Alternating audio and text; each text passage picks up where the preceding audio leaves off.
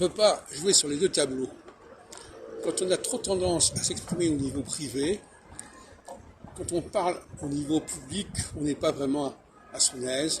Quand on a trop tendance à être dans la sphère publique, quand on est dans la sphère privée, on n'arrive pas à trouver non plus les mots justes.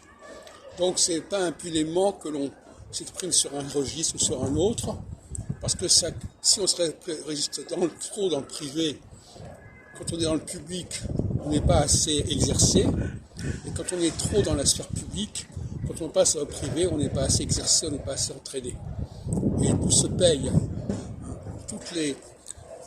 Tous les déséquilibres se payent, et malheureusement, ça explique pourquoi les femmes, au fond, du fait qu'elles sont trop dans la sphère privée, à différents niveaux, et qu'en plus, comme je l'expliquais tout à l'heure, dans la sphère publique, elles ont tendance à avoir des excès, parce que les excès de parole sont contre-productifs, et bien finalement la sphère publique leur est quand même plus ou moins bouchée.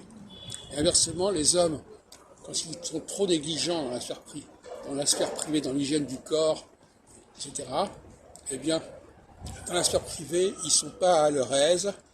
Il y a des choses qui peuvent gêner les voisins, parce que le ça, concernant l'olfactif et le gustatif, est de l'ordre de la proximité, alors que le ça, concernant l'auditif et le visuel, est dans une sphère beaucoup plus large.